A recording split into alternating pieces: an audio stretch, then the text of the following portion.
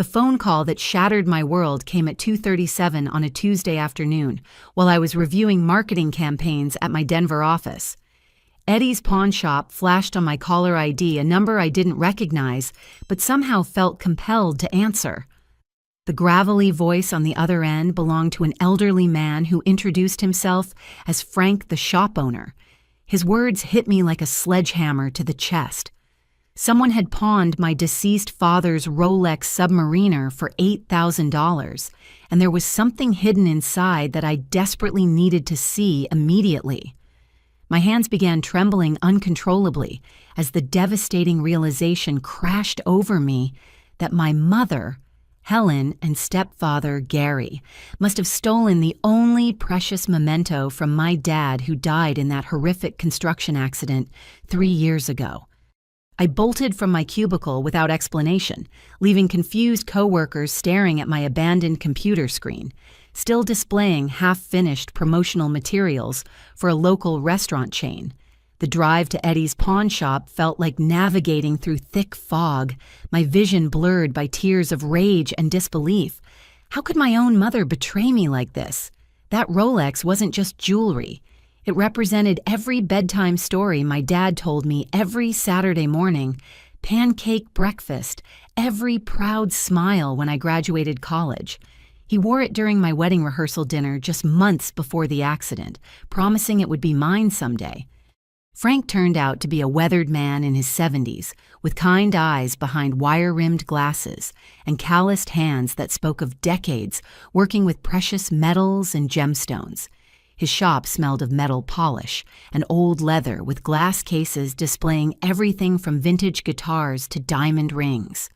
When I walked through his door, Frank immediately recognized the desperation in my expression. "You must be the daughter," he said gently, leading me to a workbench in the back room. Soon as I heard that story about the deceased relative, something felt wrong.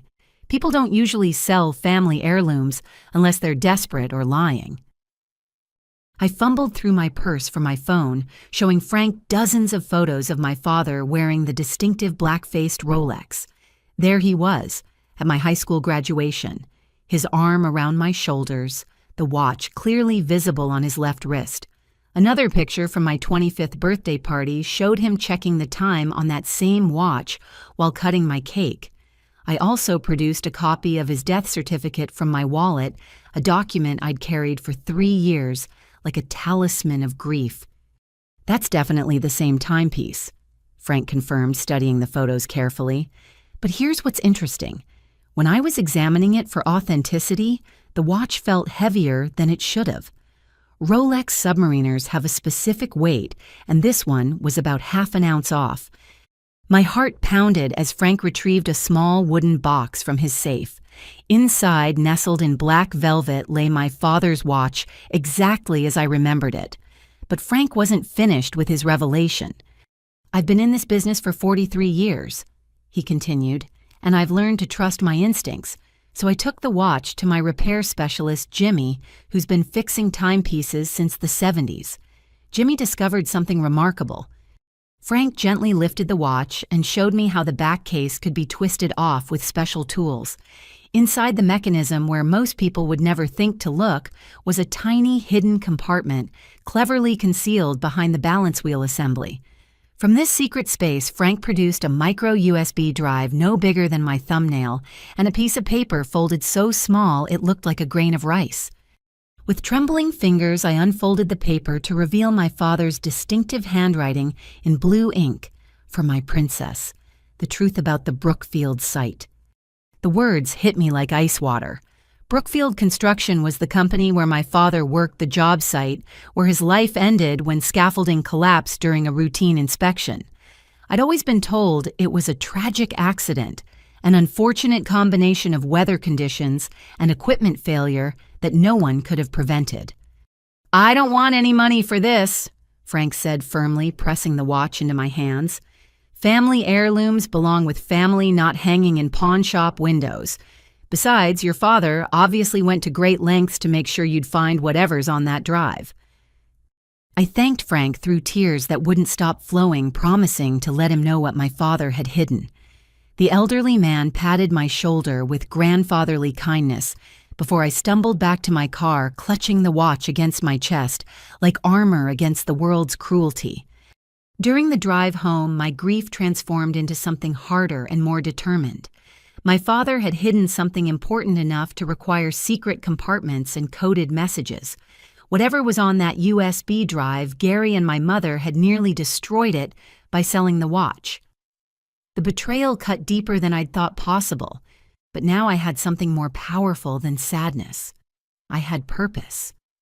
I drove straight to my childhood home on Maple Street, a modest 2-story house with yellow siding and a wraparound porch where my father used to sit reading construction manuals on Sunday afternoons. The familiar sight of the house now filled me with dread instead of comfort. Gary's pickup truck sat in the driveway next to my mother's sedan, both vehicles representing the life they'd built while systematically erasing traces of my father's existence. I didn't bother knocking. This was still my childhood home, and I wasn't about to treat my own mother like a stranger. The front door opened to reveal Helen and Gary settled on the living room couch, sharing a bowl of popcorn while watching some mindless reality television show. They looked so comfortable, so completely unburdened by guilt or remorse, that my anger threatened to boil over before I could get answers. Candy. Helen jumped up, her face immediately flushing with what I hoped was shame. What a surprise, you should have called first. Should I have called before you stole from me too? I held up the Rolex, watching both of their expressions shift from surprise to panic. Eddie's pawn shop called me this afternoon. Apparently someone pawned my father's watch for $8,000. Gary muted the television and slowly stood up, his 6-foot frame suddenly seeming less intimidating than pathetic. At 52, he was still handsome in a weathered blue-collar way, but now I could see the weakness in his eyes that I'd missed before. Now hold on. Gary started, his voice carrying that patronizing tone I'd learned to hate. Before you go making accusations, maybe you should understand the full situation. The full situation. I couldn't keep the sarcasm out of my voice. You mean the situation where you broke into my apartment and stole the only thing I had left of my father? Helen's face crumpled with guilt. We used your spare key, she whispered. You were on that business trip to Phoenix and we thought you'd never notice. Never notice. The words came out as a shriek. You thought I'd never notice that my father's watch was missing. Gary stepped forward, his hands raised in what he probably thought was a calming gesture. Look, we were desperate. Okay, Brett's app development company needed startup capital and the watch was just sitting in your jewelry box collecting dust. We figured we could help Brett get his business off the ground and buy you something nice to replace it. Replace it? I stared at him in disbelief. You can't replace a dead father's watch, Gary. You can't replace memories. We were going to tell you, Helen said weakly. Once Brett's company started making money, we planned to buy the watch back and explain everything. Gary nodded enthusiastically. Brett's got this incredible app idea that's going to revolutionize how construction companies manage their projects. He just needed seed money to hire developers and file patents. That watch money could turn into millions once the app takes off. Something in Gary's tone made me suspicious. Where is Brett's office? What's the name of his company? Gary and Helen exchanged glances that lasted a split second too long. Well, Gary stammered.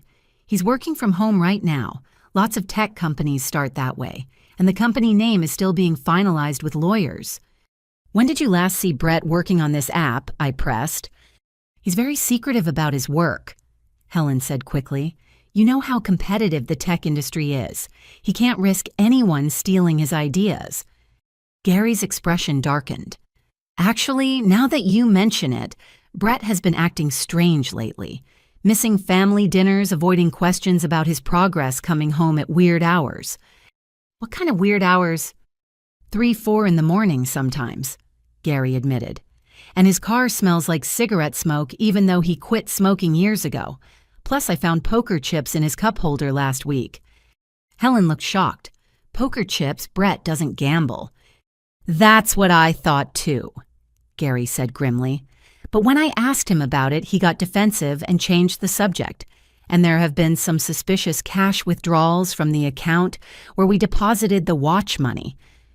The revelation hung in the air like smoke from a house fire. I could see the doubt creeping into Helen's eyes as she processed her stepson's suspicious behavior. Gary looked equally troubled, as if he was realizing for the first time that Brett might have manipulated them into stealing my father's watch. But I had bigger concerns than Brett's potential gambling problem. "There's something else you both need to know," I said, pulling out the tiny USB drive. "This was hidden inside the watch. Dad left me a message." I handed Helen the small piece of paper with my father's handwriting. She read it aloud in a trembling voice. "For my princess, the truth about the Brookfield site." Gary's face went completely white. The transformation was so dramatic that Helen noticed immediately. "What's wrong?" she asked. "You look like you've seen a ghost." "Nothing," Gary said quickly, but his voice cracked on the word. "It's just, your husband worked at a lot of construction sites. Brookfield was just one of many." But I could see the fear in his eyes, and suddenly I understood that my father's hidden message was more significant than any of us had realized.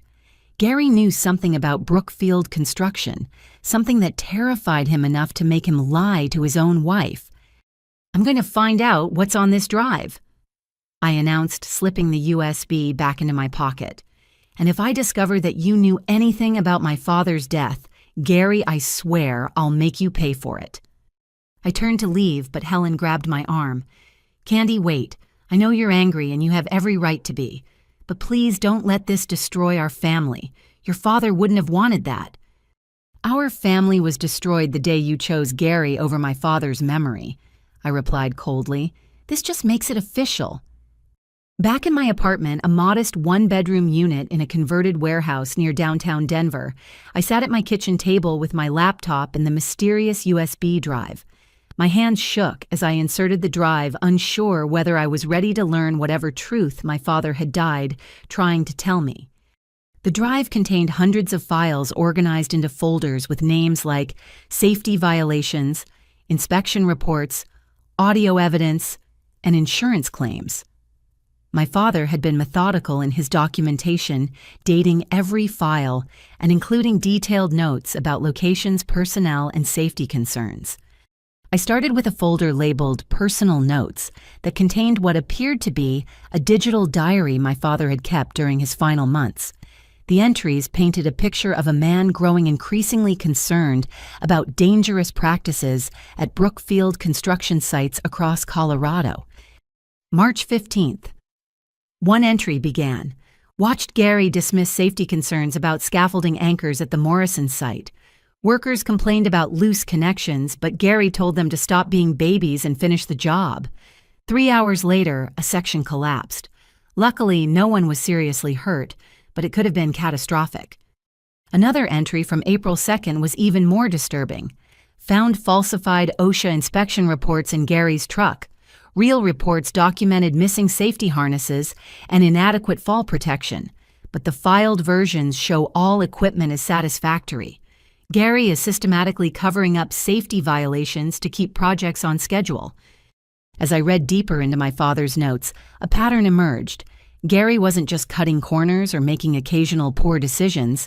He was deliberately creating dangerous working conditions and then covering up the evidence when accidents occurred.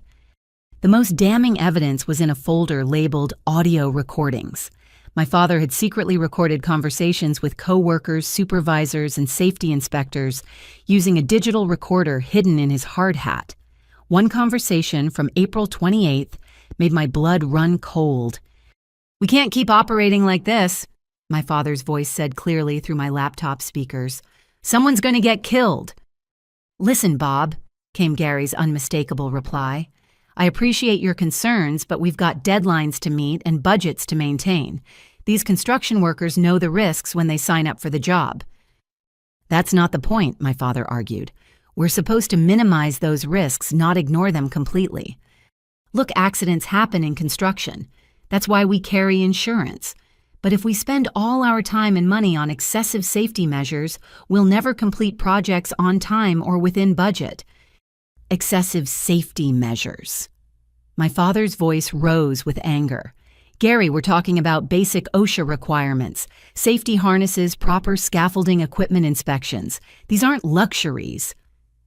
I'm the site supervisor, Gary replied coldly, which means safety protocols are my decision, not yours. If you can't follow my leadership, maybe you should consider finding work elsewhere. The recording ended there, but the timestamp showed it was made just 2 weeks before my father's fatal accident. I sat in stunned silence, processing the implications of what I'd just heard. Gary had been pressuring my father to ignore safety violations, and my father had been pushing back. 2 weeks later, my father was dead. But the most shocking discovery was yet to come. In a folder labeled Insurance Investigation, I found correspondence between my father and a private investigator named Diana Walsh. The emails revealed that my father had contacted Walsh about suspicious patterns in Brookfield construction accident reports and insurance claims. Mr. Chen. One email from Walsh read, "Thank you for providing the documentation we discussed. My preliminary analysis confirms your suspicions about unusual accident patterns at Brookfield construction sites. Over the past 3 years, workplace fatalities at Brookfield sites have occurred at a rate nearly 4 times the industry average. More concerning is that each fatal accident has resulted in substantial insurance payouts, and in every case, Gary Martinez was the supervising foreman." Gary Martinez. I stared at the name on the screen, my mind reeling. My stepfather's last name was Patterson, not Martinez. He'd been using a different identity when these emails were written. I scrolled through more emails and found Walsh explaining that Gary had worked under multiple surnames at various construction companies across Colorado and Wyoming. Each job had ended with safety incidents, worker injuries, or suspicious accidents. Court documents showed Gary had been sued twice for workplace negligence, but both cases had been settled out of court with sealed agreements. The final email in the folder, sent just 3 days before my father's death, contained the most devastating revelation of all. Walsh had uncovered evidence that Brookfield Construction was deliberately staging workplace accidents to collect insurance payouts. The scheme required an inside person to ensure specific safety failures occurred at predetermined times, creating plausible accidents that would trigger large insurance claims. Mr. Chen. Walsh had written, "I believe your life may be in danger. The evidence you've provided suggests that Gary Martinez has been orchestrating workplace accidents for insurance fraud purposes. If he suspects you're investigating his activities, he may take steps to silence you permanently. Please contact me immediately so we can discuss protective measures and coordinate with federal authorities." But my father never got the chance to respond to that email. 3 days later, he was dead crushed when scaffolding collapsed during what was supposed to be a routine safety inspection at the Brookfield construction site in Westminster. The official report listed the cause as equipment failure due to high winds and structural fatigue. I sat back in my chair, my mind struggling to process the magnitude of what I'd discovered. My father hadn't died in a random accident. He'd been murdered by my stepfather to cover up an insurance fraud scheme that had probably killed multiple workers over several years. Gary had killed my father, then moved in on my grieving mother within months of the funeral. He'd married her not out of love, but to gain access to any evidence my father might have left behind. And just 2 days ago, he'd nearly succeeded in destroying the most crucial evidence by selling my father's watch. The betrayal was so complete, so calculated, that I felt physically ill. But underneath the nausea and shock, a cold determination was forming. My father had died trying to expose Gary's crimes and protect other workers from the same fate. Now it was my responsibility to finish what he'd started. I picked up my phone to call Diana Walsh, praying the private investigator was still alive and still working the case. It was time to turn my father's hidden evidence into justice. Diana Walsh answered her phone on the second ring, and when I explained who I was, her response sent chills down my spine. "I've been waiting 3 years for this call." she said without hesitation. "Can you meet me tonight? There's a lot we need to discuss, and it's not safe to talk over the phone." We agreed to meet at a 24-hour diner called Mel's on Colfax Avenue, a busy location where our conversation would blend into the background noise of late-night Denver traffic and shift workers grabbing coffee. I spent the remaining daylight hours combing through every file on my father's USB drive, searching for additional details about Gary's criminal history. What I discovered painted a picture of a man who had turned workplace murder into a profitable career. Gary had worked under at least 4 different surnames over the past decade: Martinez, Coleman, Hartwell, and now Patterson. Each identity came with fabricated employment history and forged safety certifications that allowed him to obtain supervisory positions at construction companies throughout the Mountain West. The pattern was always the same. Gary would take a job as a site supervisor or safety coordinator, gradually identify workers who asked too many questions or pushed back against dangerous practices, then orchestrate accidents that would eliminate the problematic employees while generating substantial insurance payouts for the construction companies. The businesses were usually struggling financially and desperate enough to look the other way when their insurance claims suddenly improved their bottom line. My father's research had uncovered similar suspicious deaths at construction sites in Wyoming, Utah, and New Mexico, all involving companies where Gary had worked under his various aliases. In each case, the victims were experienced workers who had raised safety concerns or threatened to report violations to OSHA inspectors. The insurance payouts were staggering. My father's death alone had triggered a $2.7 million claim for accidental death, with additional payouts for equipment replacement and site cleanup.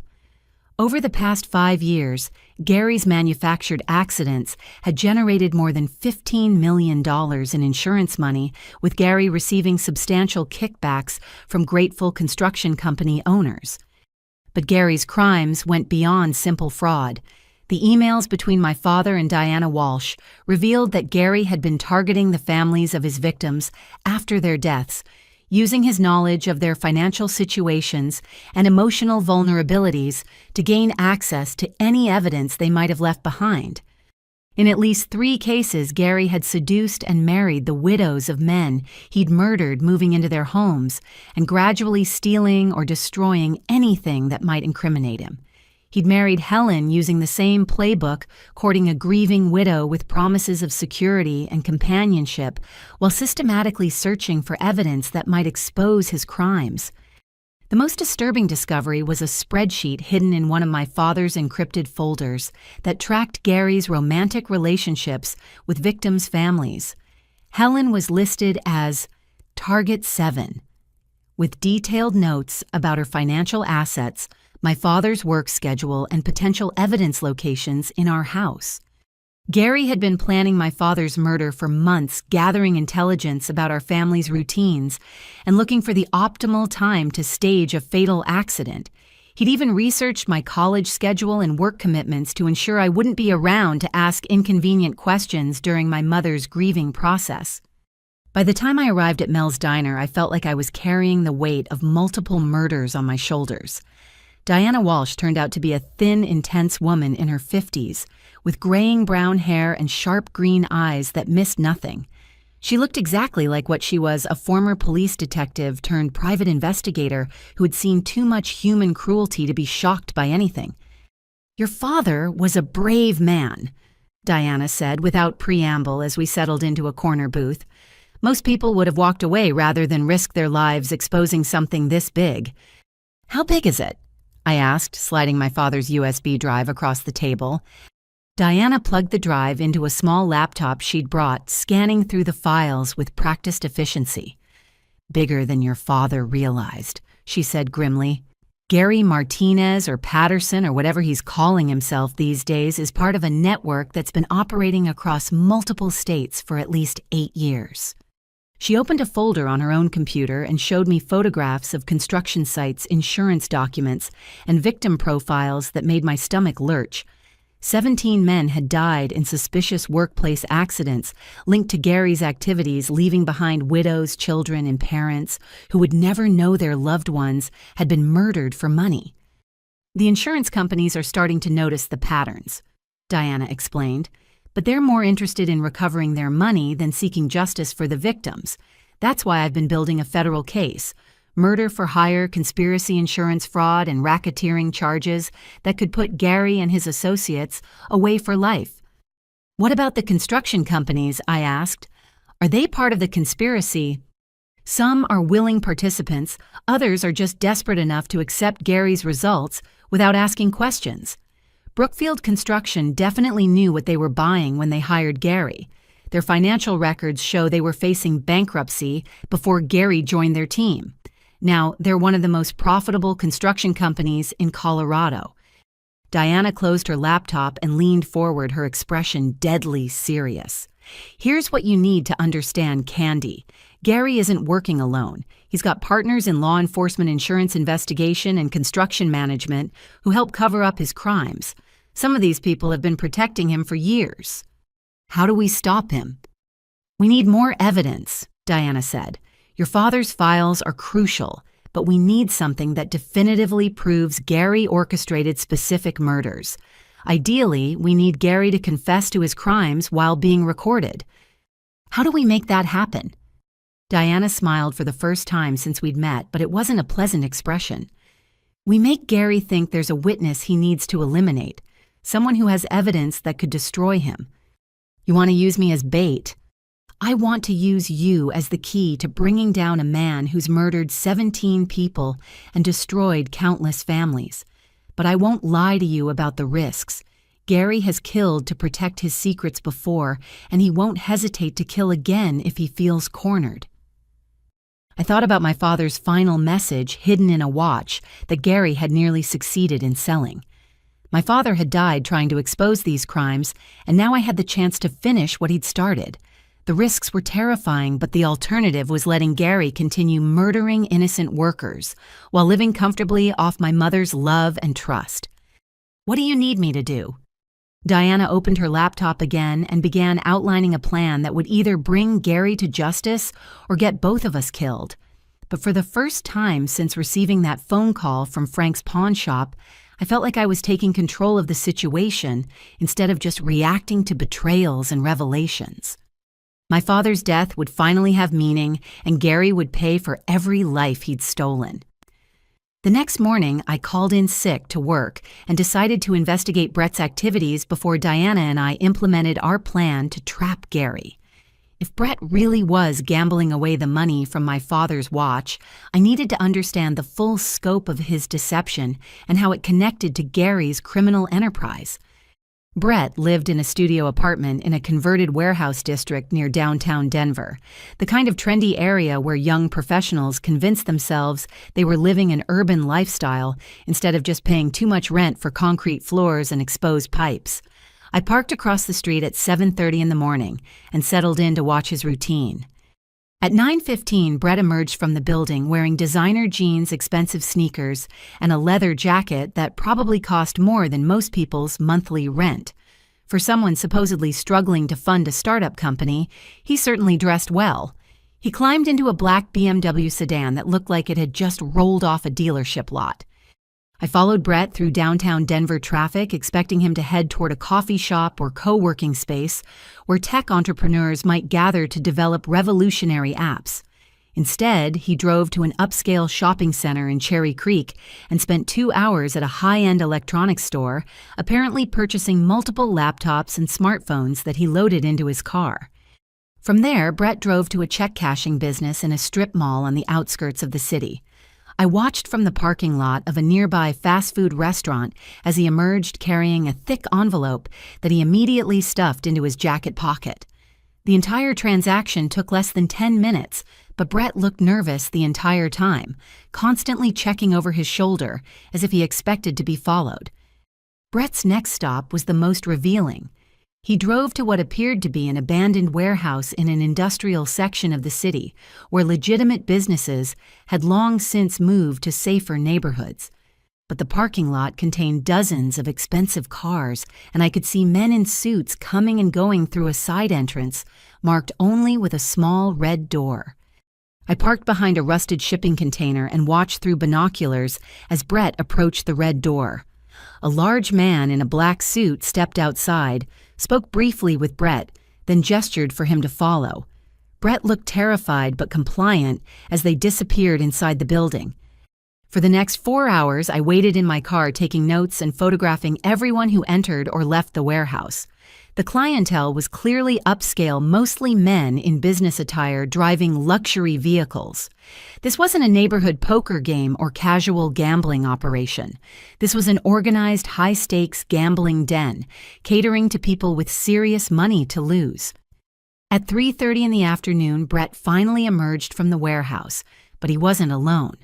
2 men flanked him as they walked to the parking lot, both significantly larger than Brett, and wearing the kind of ill-fitting suits that suggested they were muscle rather than gamblers. The conversation appeared heated, with Brett gesturing frantically, while the 2 men remained stone-faced and threatening. I fumbled with my phone to start recording as the confrontation escalated near Brett's BMW.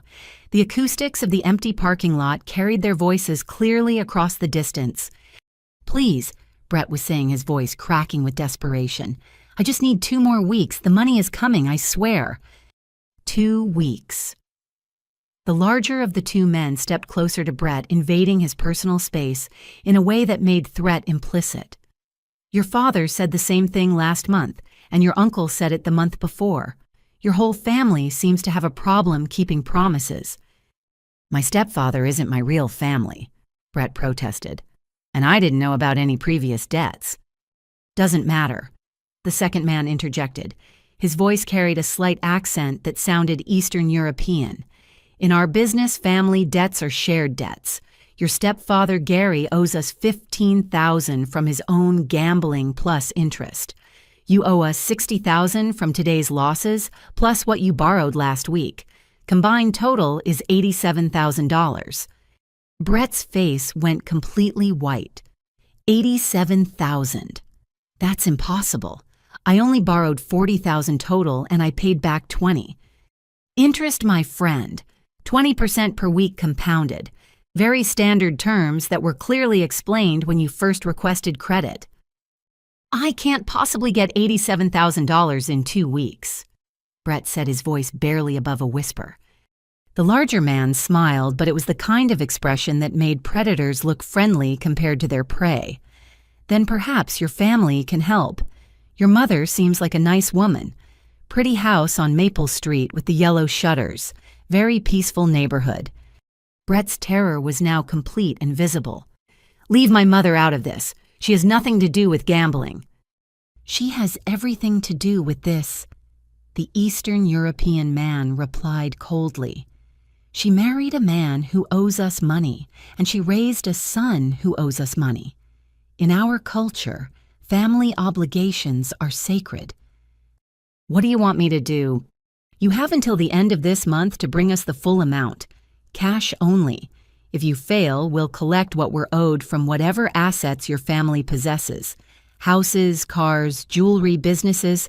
We're very thorough in our collection methods. And if there aren't enough assets..." The 2 men exchanged glances that communicated volumes about their willingness to escalate beyond financial pressure. "Then we'll discuss alternative payment arrangements. Your mother seems healthy enough to work off debts if necessary." Brett looked like he might vomit. "You can't be serious." "Deadly serious. End of the month, Brett. $87,000 or your entire family discovers what happens to people who don't honor their commitments." The men walked away without another word, leaving Brett standing alone beside his BMW, shaking like a leaf in a windstorm. He fumbled with his car keys for several minutes before managing to start the engine and drive away, his usual confident demeanor completely shattered. I followed Brett from a safe distance as he drove aimlessly through Denver for nearly an hour, apparently trying to process what he'd just heard. Eventually, he pulled into the parking lot of a small park and sat motionless in his car for another 30 minutes, occasionally talking on his phone in conversations that looked increasingly frantic. The implications of what I'd witnessed were staggering. Brett wasn't just gambling away my father's watch money. He'd become trapped in a debt spiral with dangerous criminals who now viewed my mother and Gary as additional sources of payment. The theft of my father's watch wasn't just betrayal. It was desperation driven by threats against the entire family. But the most disturbing revelation was that Gary apparently had his own gambling debts with the same organization. The men had specifically mentioned Gary owing $15,000, suggesting that my stepfather's financial problems extended far beyond Brett's startup story. I thought about my mother innocently believing that her new husband was helping his son launch a technology company, completely unaware that both men were trapped in debt to criminals who wouldn't hesitate to hurt her if payments stopped coming. Gary hadn't just married my mother to gain access to my father's evidence. He'd married her to access her assets for gambling debts that predated their relationship. As I drove home, I realized that Gary's criminal activities were even more complex than Diana Walsh and I had suspected. He wasn't just murdering construction workers for insurance money, he was also stealing from families to feed a gambling addiction that put everyone around him in mortal danger. The plan to expose Gary's crimes had just become more urgent.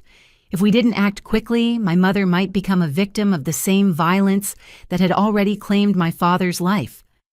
I debated whether to tell my mother about Brett's gambling debts and the threats against our family, but decided that revealing Gary's criminal history would be more effective in turning her against him. Diana Walsh had emphasized the importance of isolating Gary from his support network, and Helen's emotional loyalty was currently his strongest protection. However, when I arrived at my childhood home the next evening, I found my mother in a state that suggested Gary's deceptions were already unraveling without my intervention. Helen sat at the kitchen table, surrounded by scattered papers, tears streaming down her face as she stared at Gary's open laptop computer. "Mom." I approached cautiously, unsure whether Gary was somewhere in the house. "What's wrong?" Helen looked up with red-rimmed eyes that held a mixture of heartbreak and fury I'd never seen before. "I was trying to help Gary apply for jobs online," she said in a voice thick with emotion. "His construction work has been sporadic lately, and I thought maybe he could find something more stable." She gestured toward the laptop screen, which displayed a folder labeled with our home address. "I was looking for his resume file when I found these." I moved closer to see what had devastated my mother so completely. The folder contained detailed floor plans of our house, including measurements of every room, locations of windows and doors, and notations about security system components. But these weren't architectural drawings or insurance documents. They were surveillance materials, the kind of detailed intelligence that criminals used to plan burglaries. "There are more folders." Helen continued clicking through additional files. "Gary has been researching the value of everything in this house. Your father's coin collection, my grandmother's china, set the antique furniture from the estate sale. He even has photographs of my jewelry box with estimates of what each piece might be worth." My blood ran cold as I realized the full scope of Gary's planning. "How long has he been collecting this information?" "Based on the file dates, he started 3 weeks after we got married," Helen said bitterly. "While I was still grieving your father and believing I'd found someone who actually cared about me, Gary was cataloging everything he could steal." I sat down beside my mother and put my arm around her shoulders, feeling her body shake with suppressed rage. "Did you confront him about this?" "He's not here. Gary left this morning saying he had a job interview in Colorado Springs, but now I'm wondering if he's even looking for legitimate work." Helen clicked on another folder that made my heart stop.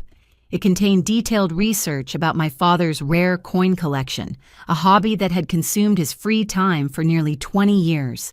The collection included Morgan silver dollars, walking Liberty, half dollars, and several extremely rare coins that my father had acquired through decades of careful trading and saving. "I thought Gary didn't know about the coin collection," I said quietly. "So did I. Your father kept it in that old safe in the basement, and I never mentioned it because it felt like something private that belonged to your father's memory." "How much is the collection worth?" Helen's voice was barely a whisper. According to Gary's research, about $27,000, maybe more if he found buyers who specialize in rare coins. We sat in silence for several minutes processing the magnitude of Gary's betrayal. He hadn't just married my mother for love or companionship. He'd married her to gain access to a house full of valuable items that he'd been systematically cataloging for theft. The man my mother trusted with her heart and her future was planning to rob her blind. "There's something else," Helen said, opening a new folder. "Gary has been researching my life insurance policy." The files contained copies of insurance documents, including the $200,000 life insurance policy my father had maintained on my mother through his construction company benefits. The policy had remained active after my father's death, with Helen continuing to pay the premiums as a form of financial security. But Gary's research went far beyond simply understanding the policy details.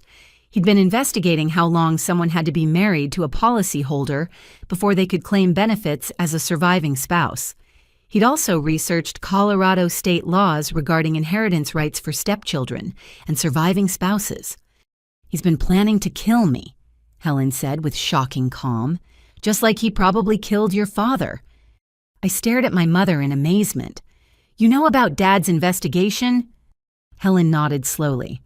"I've suspected for months that your father's accident wasn't really an accident. Robert was too careful about safety to die from something as simple as scaffolding collapse. And Gary's behavior after the funeral was always strange.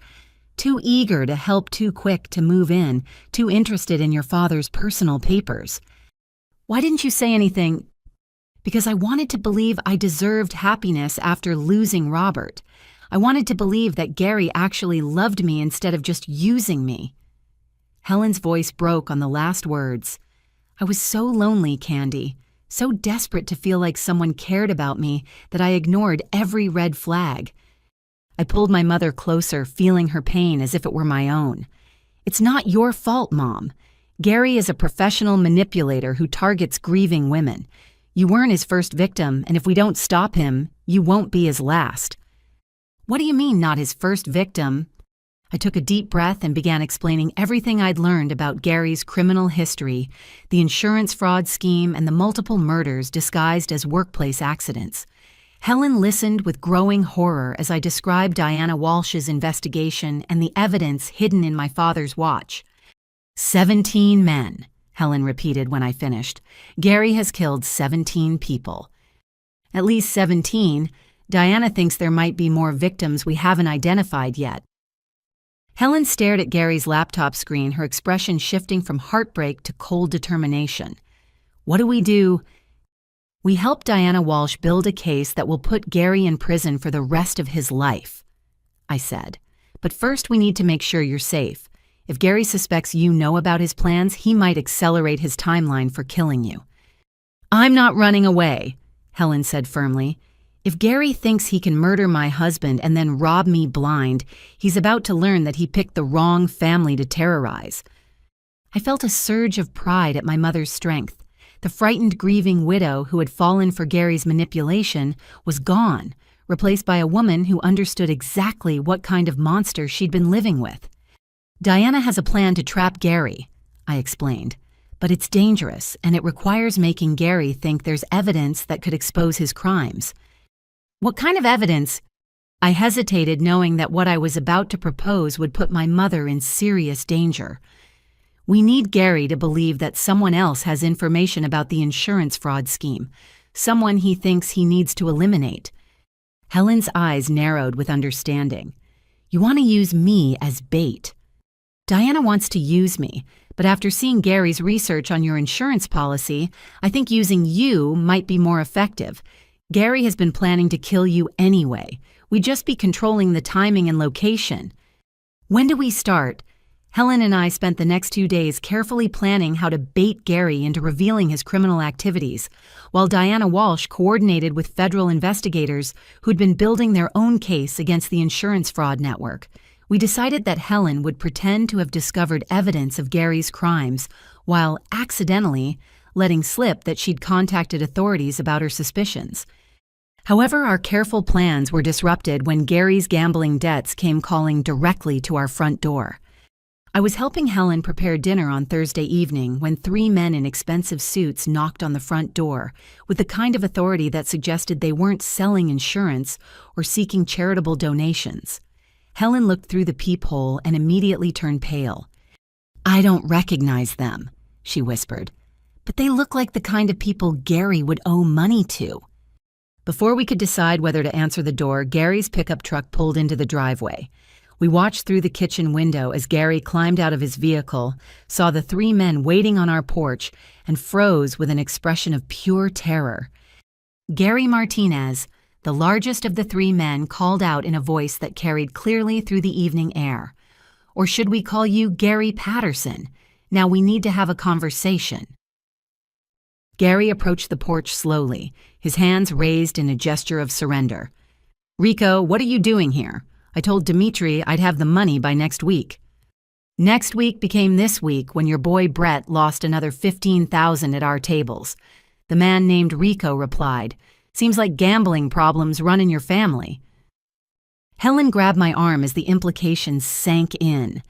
These were the same loan sharks who had threatened Brett at the warehouse, and now they were collecting debts from Gary directly at our home. "I don't know anything about Brett's gambling," Gary protested weakly. "Course you don't," said a second man with a thick Eastern European accent that I recognized from my surveillance of Brett. "Just like you didn't know anything about your own $47,000 debt when you disappeared from Wyoming 2 years ago." Rico stepped closer to Gary, invading his personal space in a way that made the threat implicit. "See, Gary, that's the thing about borrowing money from us. Geographic relocation doesn't cancel your obligations.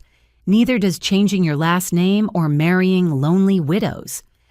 "I've been working construction jobs," Gary said desperately. "The pay is irregular, but I'm good for the money." "Construction jobs," the third man repeated mockingly. "Is that what you call your insurance fraud scheme? Very creative career description." Helen and I exchanged glances of shock and terror. These criminals knew about Gary's involvement in insurance fraud, which meant Gary's criminal activities extended far beyond what Diana Walsh and I had suspected. "I don't know what you're talking about," Gary replied, but his voice lacked conviction. Rico pulled out a manila folder and began reading from what appeared to be surveillance reports. "Brookfield Construction Morrison Site, March 22nd. Scaffolding collapse, 1 fatality, $2.7 million insurance payout. Your cut was what, $300,000 plus, whatever you've stolen from your current wife's house. You've been watching me." We watch all our clients, Gary, especially ones who try to disappear owing us substantial money. Did you really think we wouldn't notice when you started using Robert Chen's widow as your personal bank account? The mention of my father's name sent ice through my veins.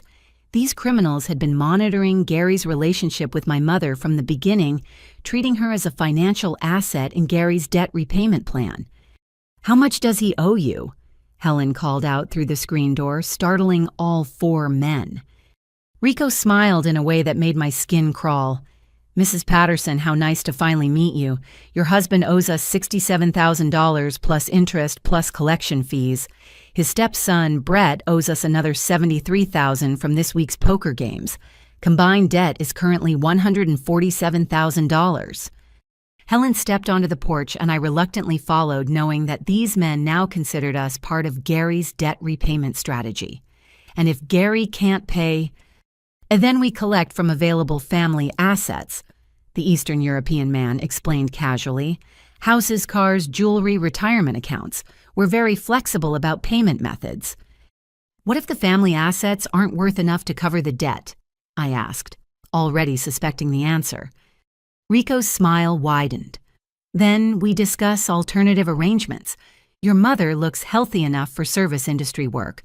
Las Vegas has many opportunities for women willing to work off family debts." The threat was clear and nauseating. If Gary couldn't pay his gambling debts, these men would force my mother into prostitution to cover the balance. "You have until the end of this month," Rico continued. That's 9 days to produce $147,000 cash only. No checks, no promissory notes, no payment plans. And if we refuse, Helen asked with more courage than I could have managed. Then you discover what happens to people who don't honor their family obligations, the third man replied. Gary knows our collection methods from his time in Wyoming. He can explain the consequences after we leave. The three men walked back to their black SUV without another word, leaving Gary standing on our porch, looking like a man who'd just received a death sentence. Helen and I watched them drive away before turning to face the man who had brought this terror into our lives. "Inside," Helen commanded in a voice I'd never heard her use before. "You're going to explain everything, and I mean everything, or I'm calling the police right now." Gary followed us into the house like a condemned man walking to his execution, and for the first time since my father's death, I felt like we might actually have the upper hand. Gary's confession that evening was even more horrifying than I'd expected. Faced with the choice between admitting his crimes to Helen or dealing with Rico's collection methods, Gary chose to tell us the truth about his involvement in the insurance fraud network. It started in Wyoming. Gary began slumped in his favorite chair like a broken man. I was working construction for a company that was going bankrupt, and the owner approached me about staging an accident that would trigger an insurance payout large enough to save the business. "What kind of accident?" Helen demanded. "Equipment failure that injured 3 workers. Nothing fatal, just serious enough to justify a big insurance claim. I was supposed to ensure that a crane inspection report showed everything as safe, then arrange for the crane to malfunction during a lift." "And you agreed to this?" I couldn't keep the disgust out of my voice. Gary nodded miserably. "The company owner offered me $50,000, which was more money than I'd ever seen at one time. I thought it would be a one-time thing, just helping a desperate business survive. But it wasn't one time," Helen said with cold certainty. "The insurance company investigated and found the staged accident. Instead of prosecuting everyone involved, they offered to pay us to stage accidents at competing construction companies. Sabotage their safety records, drive up their insurance costs, force them out of business." I stared at Gary in disbelief. The insurance company was paying you to commit fraud against other insurance companies. Consolidated American Insurance was trying to eliminate smaller competitors by making their policies unprofitable, Gary explained. If a construction company had too many accidents, they'd lose coverage and go bankrupt. Then Consolidated American could buy their contracts at discount prices. "How many people have you killed?" Helen asked bluntly. Gary's face crumpled with what might have been genuine remorse. "I never meant for anyone to die. The plan was always just injuries serious enough to trigger insurance investigations. But sometimes accidents go wrong and people get killed instead of just hurt." "How many?" Helen repeated. 17 confirmed deaths over the past 5 years, Gary whispered. "Maybe more where I wasn't directly involved in staging the accidents." The number hit me like a physical blow. 17 families destroyed so Gary could collect kickbacks from insurance fraud. 17 sets of children who would grow up without fathers. 17 widows left to grieve and struggle financially. "What about my husband?" Helen's voice was deadly quiet. "Was Robert's death staged too?" Gary looked up with tears in his eyes, and I knew the answer before he spoke. Robert was getting too close to the truth. He documented safety violations, recorded conversations, contacted private investigators. The insurance companies told me he had to be eliminated. "So you murdered him?" "I removed safety barriers the night before his inspection, knowing he always checked the most dangerous areas first. The scaffolding collapse was supposed to look like equipment failure during high winds." Helen slapped Gary across the face with such force that the sound echoed through the living room. "You killed my husband and then seduced me at his funeral. You're a monster." I was supposed to search the house for any evidence Robert might have left. Gary continued, apparently beyond caring about his confession's implications. "But you were so devastated, so grateful for comfort, that I thought maybe I could just marry you and gain legitimate access to everything.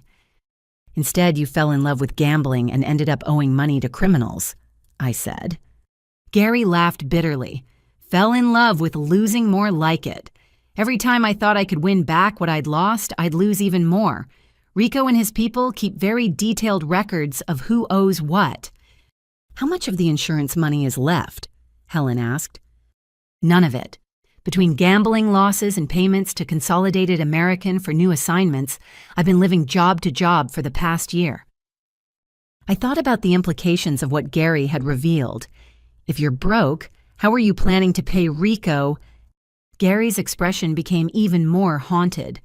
I was going to kill Helen and collect her life insurance, then sell this house and everything in it, maybe flee to Mexico with whatever money was left after paying Rico.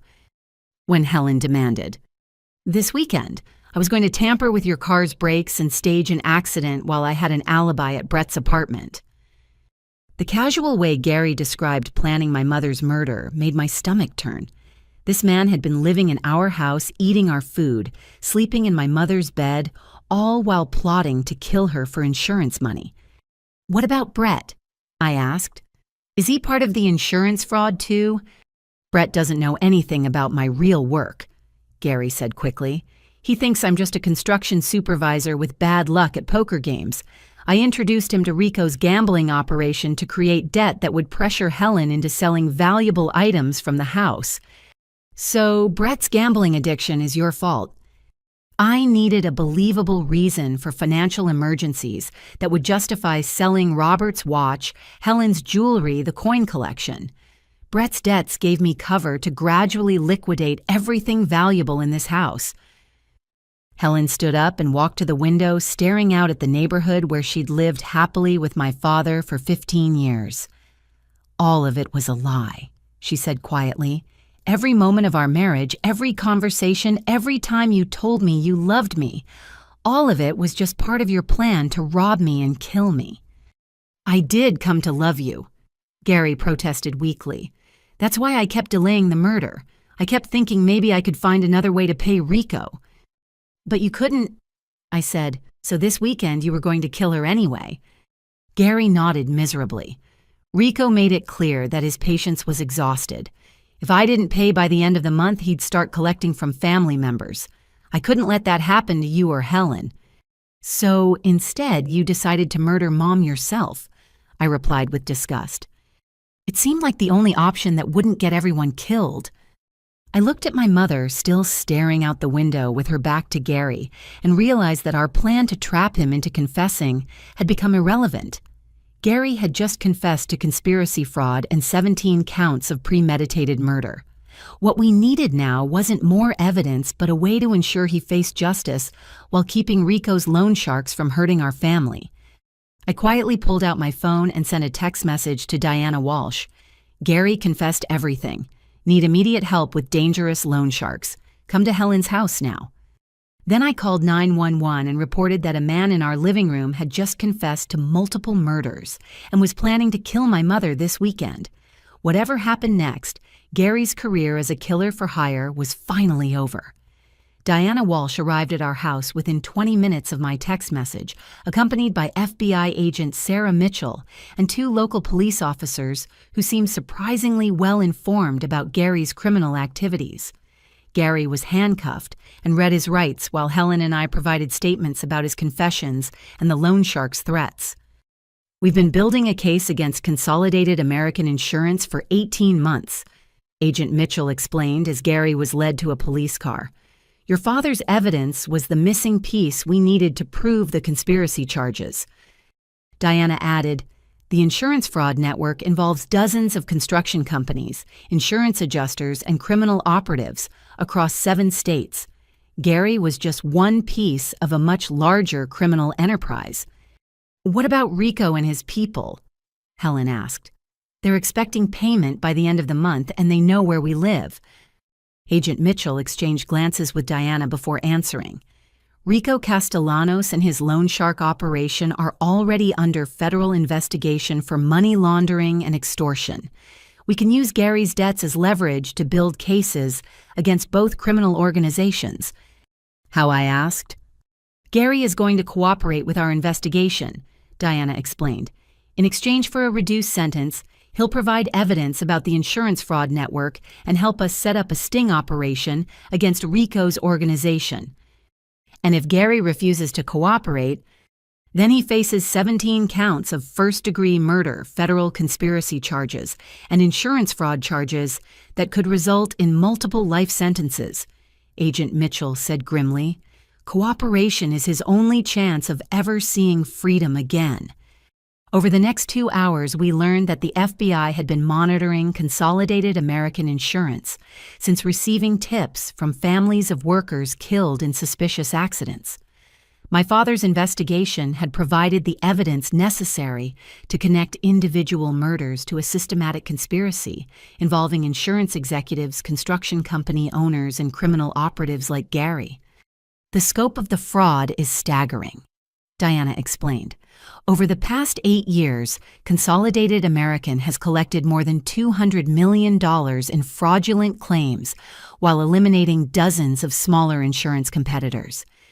How many people have been murdered? Helen asked. We've identified 43 suspicious deaths connected to the conspiracy, Agent Mitchell replied.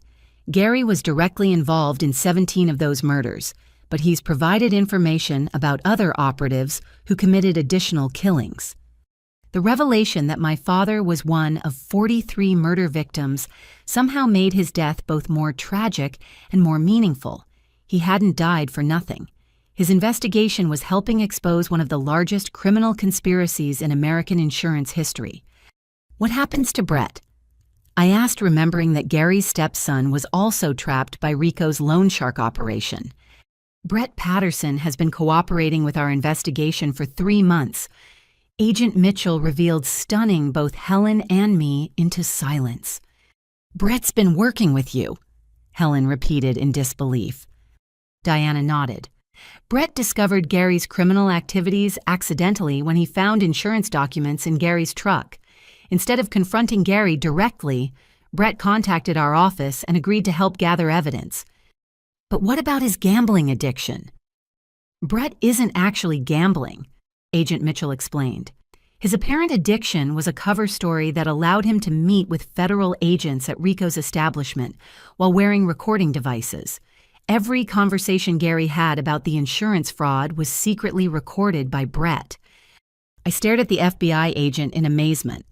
Brett was working undercover this entire time. Brett was terrified that Gary would kill Helen if he suspected anyone in the family knew about his crimes, Diana said.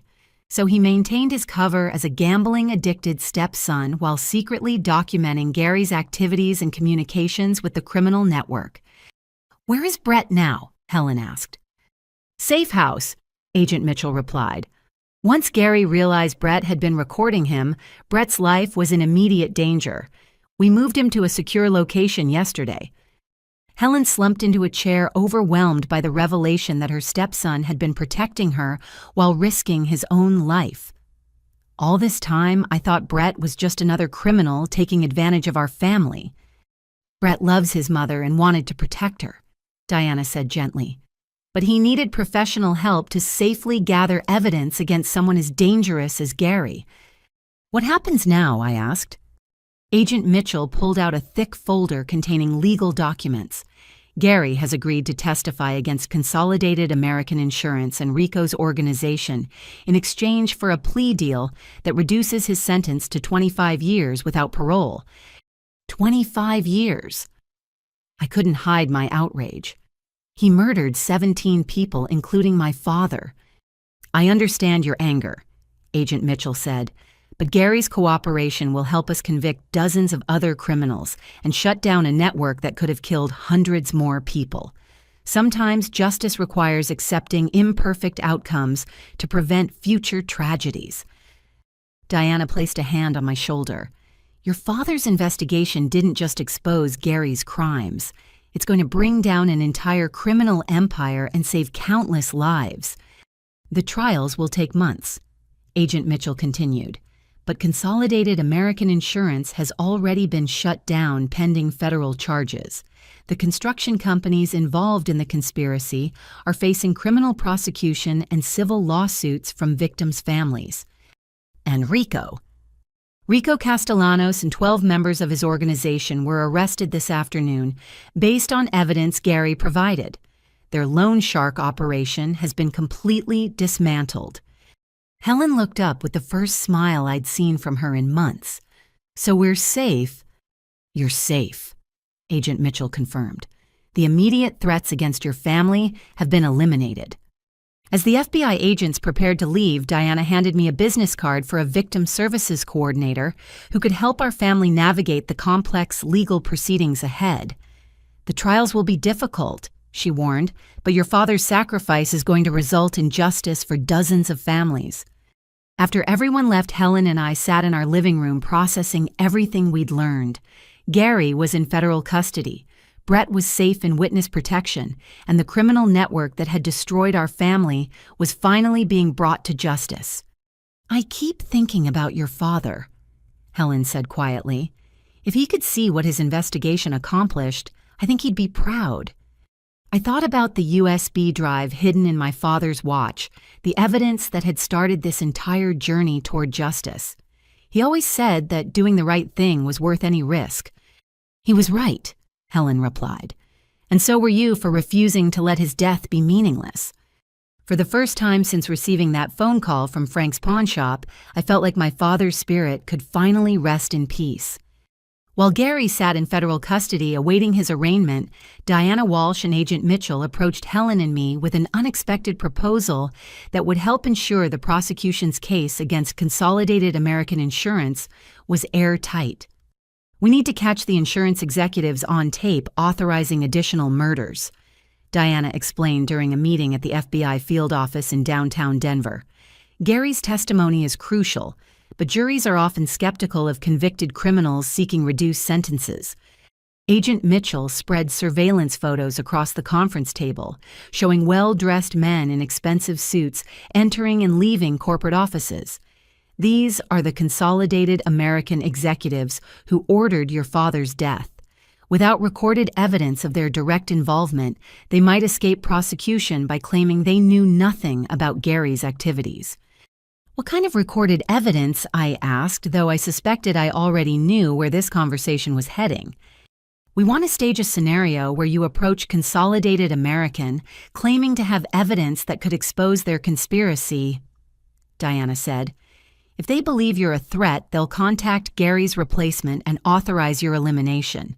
We'll record everything." Helen immediately shook her head. "Absolutely not. Candy isn't risking her life to help prosecutors who can't build their own cases." "Mom, if these executives escape prosecution, they'll just recruit new killers and continue murdering construction workers," I replied. "Dad died trying to stop this conspiracy. We can't let his sacrifice be meaningless." Agent Mitchell leaned forward with the intensity of someone who had devoted years to this investigation. "We wouldn't ask you to do this without extensive safety measures. You'd be wearing recording devices followed by surveillance teams and protected by undercover agents at all times." "How would this work exactly?" Helen asked reluctantly.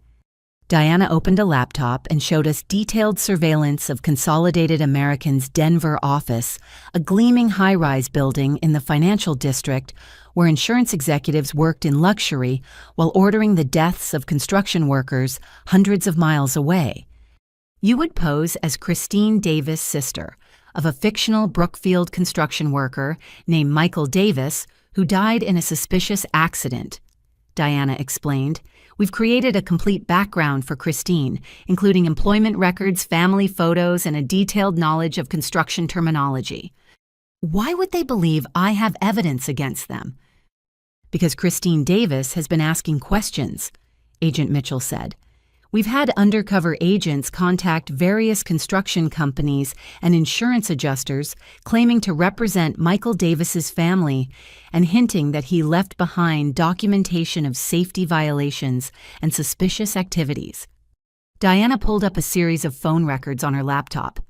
3 different Consolidated American employees have already reported receiving inquiries about Michael Davis from someone claiming to be his sister. The executives are nervous. So they'll want to meet with me.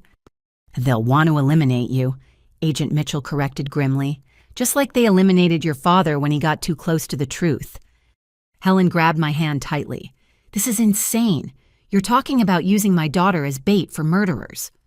These murderers are going to kill again whether we catch them or not, I said firmly. At least this way Dad's evidence can help stop them permanently. Over the next 3 hours, Diana and Agent Mitchell explained every detail of their plan. I would spend 2 days memorizing Christine Davis's background story, learning construction terminology, and practicing conversations with potential suspects.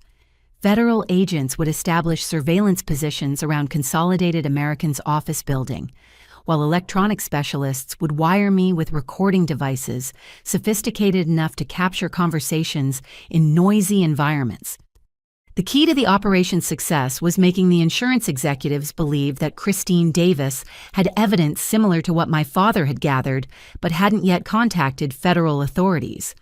If they thought they could eliminate one more witness and permanently bury the conspiracy, they might authorize another murder while federal agents recorded the entire conversation. What if they don't take the bait? Helen asked. Then we proceed with prosecuting them based on Gary's testimony alone, Agent Mitchell replied. But that gives them a decent chance of beating the charges and continuing their operation under new management. And if they do take the bait, Diana smiled grimly. Then we record them ordering your murder and add conspiracy to commit murder charges that will guarantee life sentences. I thought about my father spending his final months documenting evidence of crimes that cost him his life, and I knew what his answer would be. Some fights were worth the risk because the alternative was letting evil triumph through cowardice. When do we start? I asked. Helen sighed deeply but nodded her agreement. If we're doing this, I want every possible safety precaution in place. Done, Agent Mitchell promised. Candy will be protected by a team of agents who have conducted dozens of similar operations. We won't let anything happen to her. Diana handed me a thick folder containing Christine Davis's fabricated life history. You have 48 hours to become Christine Davis. Study everything until you can recite her story without hesitation. As we prepared to leave the FBI office, Agent Mitchell gave us one final warning. Once we initiate contact with Consolidated American, there's no going back. They'll either ignore Christine Davis completely or move quickly to eliminate her. We need to be prepared for both possibilities. That evening, Helen and I sat at our kitchen table reviewing Christine Davis's fictional background while I tried to memorize details about a brother I'd never had and construction accidents I'd never witnessed. The weight of what we were attempting felt overwhelming, but every time I considered backing out, I thought about my father's courage in investigating these same criminals. Are you sure about this? Helen asked for the 10th time. I'm sure Dad would want us to finish what he started, I replied, studying photographs of the fictional Michael Davis that FBI technicians had created using computer software. Your father was also a trained construction worker who understood the dangers he was facing, Helen pointed out. You're a marketing coordinator with no experience dealing with killers. But I have something Dad didn't have, I said. I have the FBI backing me up with surveillance teams and recording equipment. Dad was investigating these people alone. Helen squeezed my hand. Promise me that if anything feels wrong, anything at all, you'll abort the operation and get to safety. I promise, I said, hoping I'd have the courage to keep that promise if the situation became dangerous. Diana called that night to confirm that Consolidated American executives had been asking questions about Christine Davis, apparently trying to verify whether Michael Davis had really existed and whether his family posed a threat to their conspiracy. The fact that they were investigating suggested they planned to take action once they confirmed Christine's identity. Tomorrow we wire you up and make contact, Diana said. Are you ready? I looked at my father's watch on my wrist, the timepiece that had started this entire journey toward justice, and found my answer. I'm ready. The Consolidated American Insurance Building stood 37 stories above downtown Denver, its glass and steel facade reflecting morning sunlight like a monument to corporate success. I stood across the street wearing a wire tap so sophisticated that FBI technicians could hear my heartbeat through their surveillance equipment, preparing to walk into the headquarters of the organization that had murdered my father. Diana Walsh's voice crackled through a nearly invisible earpiece hidden behind my hair. "Remember, you're Christine Davis, 28 years old, working as a bookkeeper in Colorado Springs. Your brother Michael died in a scaffolding accident at a Brookfield construction site 6 months ago." I crossed the street and entered the building's marble lobby where security guards directed me toward elevators that would carry me to the executive floor, where insurance companies decided which construction workers would live and which would die. My hands trembled as I pressed the button for the 32nd floor, but I forced myself to think about my father's courage during his final months of investigation. The elevator doors opened to reveal a reception area decorated with expensive artwork and fresh flowers, the kind of luxury that murder money could buy. A young woman with perfect makeup and a practiced smile greeted me from behind a mahogany desk. "Christine Davis to see Mr. Harrison," I said, using the name of the Consolidated American executive who had agreed to meet with me after Diana's carefully orchestrated phone calls. "Of course, Ms. Davis. Mr. Harrison is expecting you." James Harrison turned out to be a distinguished man in his 50s, with silver hair and the kind of confident demeanor that came from years of criminal success. His corner office overlooked the Rocky Mountains, with floor-to-ceiling windows that provided a view that my father would never see again. "Ms. Davis, please have a seat," Harrison said, gesturing toward leather chairs arranged around a coffee table. "I understand you have concerns about your brother's accident." I sat down, carefully conscious of the recording equipment hidden in my clothes and the surveillance team monitoring every word from a van parked outside the building. "Michael left behind some documents that I think you should see." Harrison's expression didn't change, but I noticed his hands tighten slightly on the arms of his chair. "What kind of documents?" "Safety reports, photographs of equipment violations, recordings of conversations with supervisors," I said, reciting the script Diana had prepared. Michael was very thorough about documenting problems at his job sites. "And what do you think these documents prove?" I pulled out a folder containing fabricated evidence that FBI specialists had created to support Christine Davis's story. That Brookfield Construction has been systematically ignoring safety violations to keep projects on schedule, and that insurance companies have been covering up the pattern to avoid paying claims. Harrison leaned forward to examine the fake documents, his eyes scanning pages that had been carefully designed to look authentic while containing no real evidence. "This is very concerning," he said after several minutes. "Have you shown these documents to anyone else?" "Not yet," I replied. "I wanted to give your company a chance to explain before I contact federal authorities." "Very wise," Harrison said, though his tone suggested anything but approval. "These kinds of allegations can be very damaging to everyone involved, even when they're based on misunderstandings." "Are you saying my brother's death was a misunderstanding?"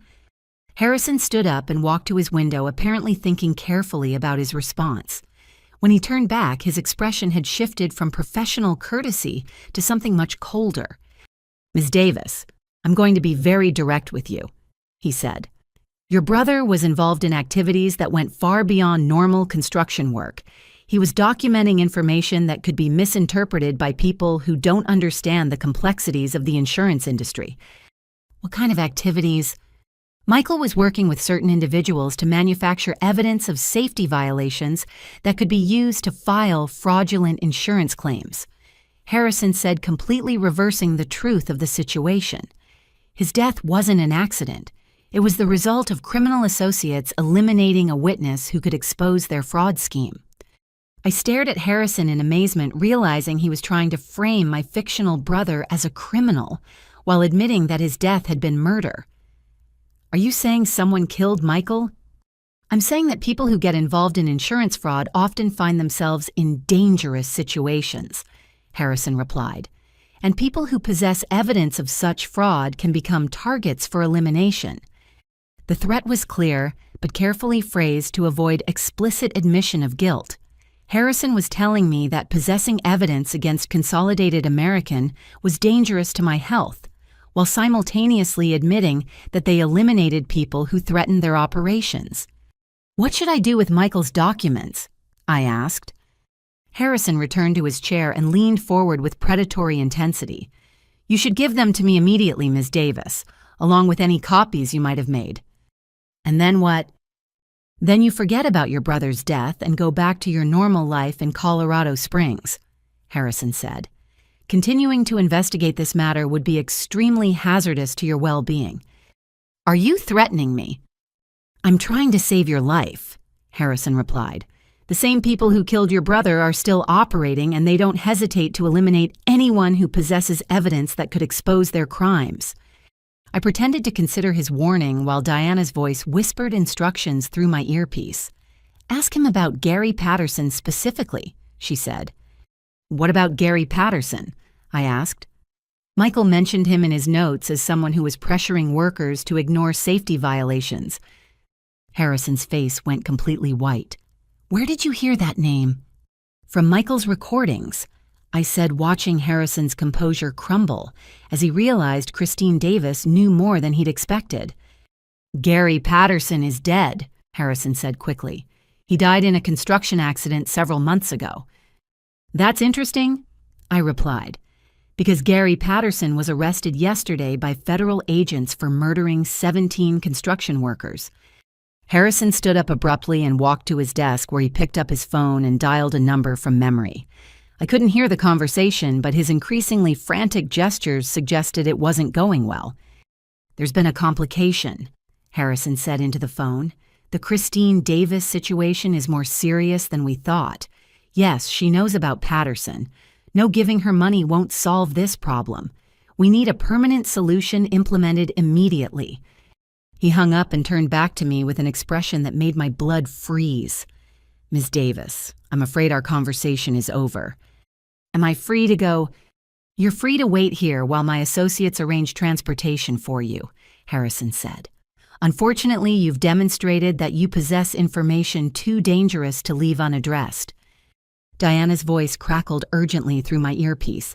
"He just ordered your execution. Get out of there now." I stood up and moved toward the door, but Harrison stepped into my path. "I really can't let you leave," he said apologetically. "Not with what you know." "You can't keep me here against my will," I protested, though I could hear the fear in my own voice. "Actually, we can," Harrison replied. "Security will show you to a conference room where you'll be comfortable while we decide how to handle this situation." Two large men in security uniforms entered the office, their expressions making it clear that comfort wasn't their primary concern. I was trapped in a room 32 floors above street level with men who had just admitted to ordering multiple murders. "This is Agent Mitchell," Diana's voice said through my earpiece. "SWAT teams are moving into the building now. Stall for 2 more minutes." "Before your associates do anything permanent," I said to Harrison, "there's something else you should know." "What's that?"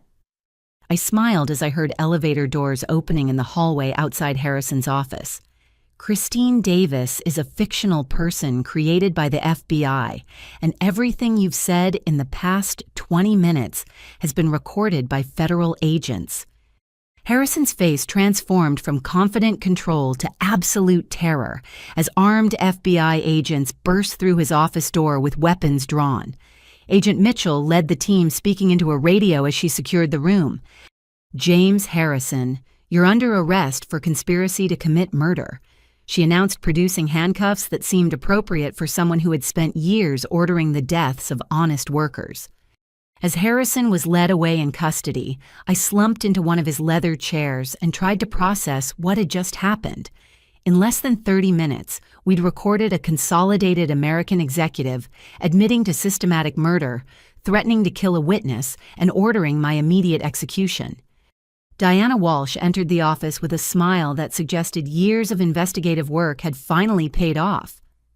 "Outstanding performance," she said. Harrison gave us everything we need to prosecute the entire conspiracy. Is it over? I asked. This part is over, Diana replied. The rest depends on how many other executives decide to cooperate rather than face murder charges. Agent Mitchell approached with the recording equipment that had captured Harrison's confession. Your father would be proud, she said simply. This operation just guaranteed justice for every family those criminals destroyed. As federal agents secured Harrison's office and seized computers containing evidence of the insurance conspiracy, I thought about my father's final message hidden in his watch, for my princess, the truth about the Brookfield site. The truth had turned out to be bigger and more horrifying than either of us could have imagined, but it was finally being exposed to the world. Within hours of Harrison's arrest, the Consolidated American Insurance Building had been transformed into a federal crime scene with agents seizing computers, financial records, and communication devices from 37 floors of corporate offices. I watched from the lobby as executive after executive was led away in handcuffs, each one representing years of systematic murder disguised as business operations. Agent Mitchell coordinated the arrests from a command center established in the building's conference room, where multiple screens displayed the scope of the criminal network that my father's investigation had helped expose. The conspiracy involved 12 insurance companies, 47 construction firms, and 83 individual criminals operating across 7 states. We're executing simultaneous arrests in Colorado, Wyoming, Utah, New Mexico, Arizona, Nevada, and California. Agent Mitchell explained as I watched the coordinated operation unfold. Every person involved in ordering, facilitating, or conducting murders for insurance fraud is being taken into custody. Diana Walsh approached with a tablet displaying arrest warrants that seemed to scroll endlessly. 64 people arrested so far, including insurance executives, construction company owners, safety inspectors, and criminal operatives like Gary. The financial fraud we've uncovered exceeds $400 million. How many victims were there? I asked, though I wasn't sure I wanted to know the answer. 87 confirmed deaths, Diana replied solemnly. Your father was victim number 31, which means 56 people died after his investigation began. The weight of that revelation hit me like a physical blow. If my father's evidence had been discovered sooner, 56 people might still be alive. But I reminded myself that without his courage in documenting the conspiracy, none of the victims would have received justice. The victims' families are being notified, Agent Mitchell said gently. Many of them will finally learn that their loved ones didn't die in accidents, but were murdered by criminals who saw human life as an acceptable business expense. My phone rang with a call from Helen, who had been watching news coverage of the arrests from home. Are you safe? She asked immediately. I'm safe, Mom. The operation worked perfectly. They arrested everyone involved in the conspiracy. How many people? 64 so far, with more arrests happening across multiple states. The insurance fraud network is completely shut down. Helen was quiet for several moments before responding. Your father would be amazed to see what his investigation accomplished. He'd be proud of you too, I said. You risked everything to help expose Gary's crimes. I just wanted justice for Robert and all the other families those monsters destroyed. As evening approached, Agent Mitchell briefed me on what to expect during the coming months of legal proceedings. The trials will be extensive, she warned. Harrison and the other executives are facing federal murder charges that carry potential death sentences. They'll fight the charges aggressively. Will I have to testify? You'll be the star witness in Harrison's trial, Diana said. Your recording of his confession is the strongest evidence we have against the insurance executives. What about Gary? Gary's plea agreement requires him to testify against everyone involved in the conspiracy, Agent Mitchell explained. In exchange for his cooperation, he'll serve 25 years in federal prison instead of facing execution for 17 murders. The idea of Gary avoiding the death penalty still bothered me, but I understood that his testimony was crucial for convicting the executives who had ordered my father's death. Sometimes justice required accepting imperfect outcomes to achieve larger victories. "There's something else you need to know," Diana said, pulling me aside from the other federal agents. "Brett is coming out of witness protection tomorrow. He wants to see Helen and thank you for helping expose Gary's crimes." "How is Brett handling everything?" "Better than expected," Diana replied. "He feels guilty about not preventing his stepfather's crimes, but he understands that confronting Gary directly would have gotten everyone killed." "What happens to Brett now?" "He's entering the federal witness protection program permanently. Gary's associates in other states might try to retaliate against family members, so Brett will need a new identity and relocation to a secure location." I thought about Brett losing his entire life to protect our family from his stepfather's criminal associates, and I felt grateful for his courage in recording Gary's confessions. Without Brett's evidence, Gary might have escaped prosecution by claiming ignorance of the insurance conspiracy. "Can I see Brett before he disappears?" "Tomorrow afternoon," Diana promised. "He wants to say goodbye to Helen and explain why he couldn't tell her about the investigation." As the federal agents prepared to transport me home, Agent Mitchell handed me a business card for the Victim Services Coordinator, who would help our family navigate the complex legal proceedings ahead. "This will take years to fully resolve," she warned. "But your father's investigation is going to result in justice for dozens of families. And it will prevent hundreds of future murders," Diana added. "The construction industry will never again be able to ignore the kind of systematic killing that Consolidated American was facilitating." During the drive home, I reflected on everything that had happened since Frank from the pawn shop called to tell me about my father's watch. In less than 2 weeks, we'd exposed one of the largest criminal conspiracies in American history, arrested 64 criminals, and ensured that my father's death would save countless lives. But the personal cost had been enormous. Gary had destroyed our family's trust. Helen had learned that her marriage was built on lies and murder, and Brett was losing his identity to protect us from retaliation. The victory felt hollow when measured against the human damage that Gary's crimes had inflicted. As I pulled into the driveway of my childhood home, I saw Helen waiting on the front porch, where my father used to sit reading construction manuals on Sunday afternoons. She looked older than her 53 years, worn down by grief and betrayal, but also stronger somehow, as if surviving Gary's deception had revealed reserves of resilience she hadn't known she possessed. "It's over," I called out as I walked toward the house.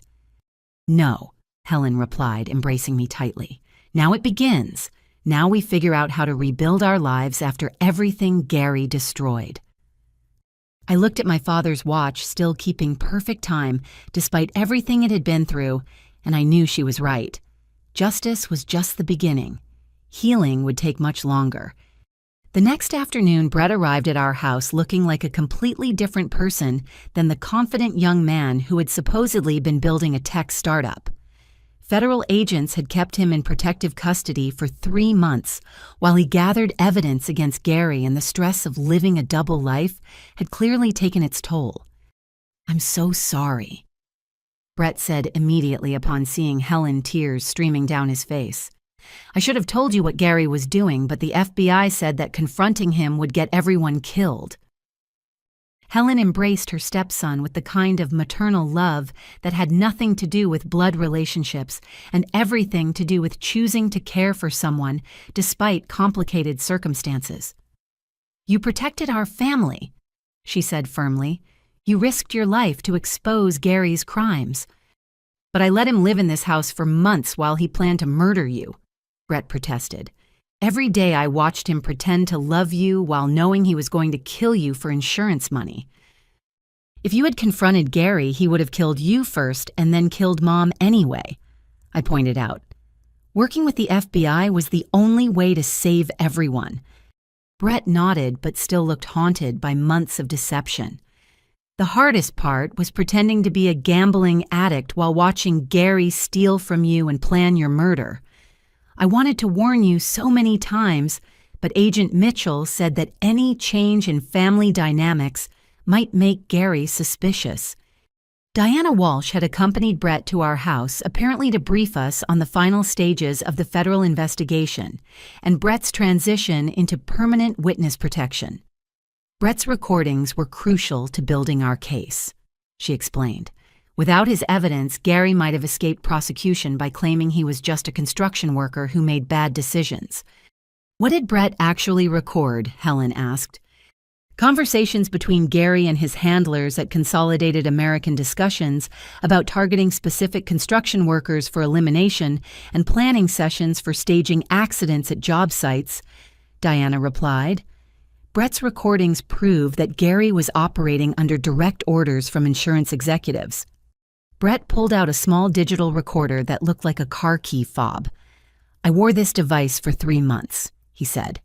Every conversation, every phone call, every planning session where Gary discussed his crimes was secretly recorded for federal agents. Weren't you terrified that Gary would discover the device? I asked. Every single day, Brett admitted. But I kept thinking about all the families Gary had destroyed, and I knew that stopping him was worth the risk. Helen squeezed Brett's hand. What happens to you now? Tomorrow, I become David Morrison from Phoenix, Arizona, Brett said sadly. New identity, new background, new life far away from anyone who might connect me to Gary Patterson or the insurance conspiracy. Will we ever see you again? Brett and Diana exchanged glances before Diana answered. Probably not. Brett's testimony is going to send dozens of criminals to prison for life. Retaliation against him or his family is a serious concern. But we can write to each other, Helen asked hopefully. Through secure channels managed by federal marshals, Diana confirmed. No direct contact, but you'll be able to stay informed about each other's well-being. The thought of losing Brett permanently felt like another death in our family, but I understood that his safety required complete separation from his previous life. Gary's criminal associates wouldn't hesitate to kill Brett if they could locate him, and they'd probably target Helen and me to send a message to other potential witnesses. There's something else, Diana said, producing a thick envelope from her briefcase. The federal government is providing compensation to families of the conspiracy's victims.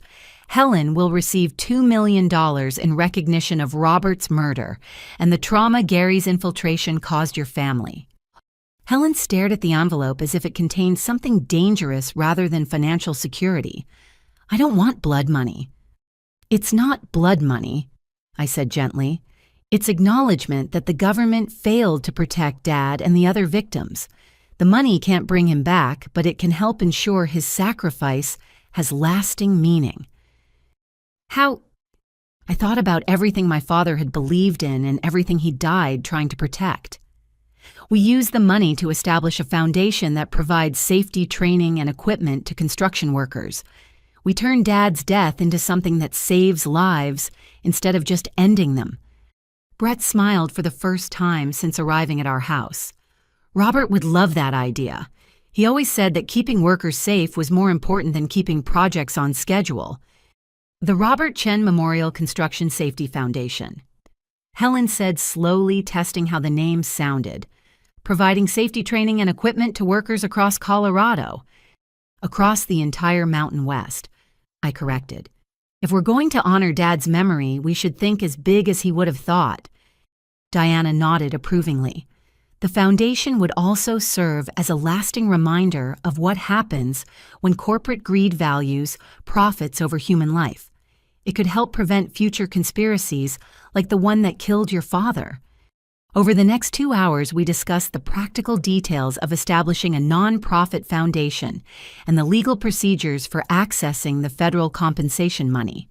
Brett would help design the foundation's safety training programs during his final weeks before entering witness protection, ensuring that his stepfather's crimes contributed to preventing similar tragedies. I want workers to know that speaking up about safety violations won't get them killed, Brett said. The foundation should provide anonymous reporting systems and legal protection for whistleblowers, and emergency financial assistance for families of workers who die in legitimate accidents, Helen added. Not everyone who loses a loved one in construction has the resources to fight for justice. As evening approached, we realized this would be our last dinner together as a family. Tomorrow, Brett would become David Morrison and disappear into federal witness protection, leaving behind everyone he'd ever known to ensure that Gary's co-conspirators couldn't retaliate against our family. "I want you to know," Brett said as we cleared the dinner dishes, "that these past 3 months of protecting you have been the most meaningful thing I've ever done. Even though I couldn't tell you what was happening, I felt like I was finally living up to the kind of man Robert would have wanted me to become." Helen hugged Brett tightly, tears flowing freely. "Your father would be proud of the courage you've shown, and Robert would be grateful that you protected our family when we couldn't protect ourselves. Take care of each other," Brett said, embracing both Helen and me. "And remember that Dad's death wasn't meaningless. Everything we've accomplished over the past few months proves that good people can triumph over evil when they're willing to fight for justice." As Brett left our house for the final time, I watched from the front porch until his car disappeared around the corner, taking with it the last connection to the family that Gary's crimes had destroyed. But in the morning, Helen and I would begin building something new from the ashes of that destruction. Something that would honor my father's memory while protecting other families from the kind of evil that had consumed our lives. The Robert Chen Memorial Construction Safety Foundation would ensure that my father's final investigation saved lives for generations to come. 6 months later, I stood in a packed federal courthouse in downtown Denver as Judge Patricia Williams sentenced James Harrison to life in prison without possibility of parole for his role in ordering the deaths of 87 construction workers. Harrison's conviction marked the culmination of the largest insurance fraud prosecution in American history, with 64 defendants receiving sentences ranging from 25 years to death. "Mr. Harrison," Judge Williams said as she delivered the sentence, "you and your co-conspirators turned murder into a business model treating human life as an acceptable expense for corporate profits. The evidence shows that you personally authorized the deaths of at least 37 workers, including Robert Chen, whose courageous investigation ultimately exposed your criminal enterprise." I felt Helen squeeze my hand as the judge specifically mentioned my father, acknowledging his sacrifice in bringing down the conspiracy that had claimed so many lives. Gary sat at the defendant's table looking older and more broken than I'd ever seen him awaiting his own sentencing after cooperating with federal prosecutors throughout the trials. "Gary Patterson." Judge Williams continued, "Your cooperation with this investigation has helped secure convictions against the masterminds of this conspiracy. In recognition of your assistance and pursuant to your plea agreement, this court sentences you to 25 years in federal prison without possibility of parole." Gary turned to look at Helen and me before federal marshals led him away in shackles. I saw no remorse in his eyes, only the hollow emptiness of a man who had sold his humanity for money and discovered that neither wealth nor freedom could fill the void he'd created. The sentences handed down today represent justice for 87 murdered workers and their families, Judge Williams announced to the packed courtroom. But more importantly, they demonstrate that no criminal conspiracy, regardless of its size or sophistication, can ultimately escape the consequences of its actions when courageous individuals are willing to risk everything to expose the truth. After the sentencing, Diana Walsh and Agent Mitchell briefed us on the final resolution of the conspiracy cases. Consolidated American Insurance had been permanently shut down with its assets seized to compensate victims' families. 47 construction companies had been prosecuted for their involvement in the fraud scheme, with many losing their operating licenses permanently. The construction industry has implemented new safety protocols based on your father's investigation, Agent Mitchell explained. Anonymous reporting systems, independent safety inspections, and federal oversight that should prevent similar conspiracies from developing. "What about the other families?" Helen asked. "The other victims of this conspiracy?" Diana smiled. 86 families received federal compensation similar to what you received. Many of them are establishing foundations, scholarships, and safety programs in their loved ones' memory. Your father's investigation didn't just bring down criminals, it created a movement for worker safety that's spreading across the entire construction industry. And Brett, I asked, though I knew the answer would be limited by security concerns. David Morrison is doing well in his new life, Agent Mitchell replied carefully. He's working as a safety consultant for construction companies using his knowledge of Gary's crimes to help identify and prevent similar fraud schemes. His work is saving lives every day. That evening, Helen and I attended the grand opening of the Robert Chen Memorial Construction Safety Training Center, the first facility established by our foundation in a converted warehouse near downtown Denver. Construction workers from across Colorado had gathered to learn about safety protocols, workers' rights, and anonymous reporting systems that would protect them from retaliation by employers who prioritize profits over human life. Frank from the pawn shop served as the guest of honor, cutting the ribbon to officially open the training center that existed because he'd trusted his instincts about a watch that felt heavier than it should have. Robert would be proud to see his investigation saving lives instead of just ending them, Frank said to the assembled crowd. Sometimes the smallest actions, like noticing an unusual watch or trusting your gut about suspicious behavior, can change the world. The training center's first class included 23 construction workers who learned about recognizing safety violations, reporting dangerous conditions, and protecting themselves from employers who might retaliate against whistleblowers. Each graduate received a certificate signed by Helen and me, along with contact information for legal resources and emergency assistance.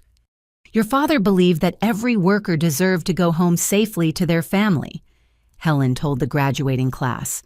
This training center exists to honor that belief and to ensure that no family experiences the kind of loss we experienced.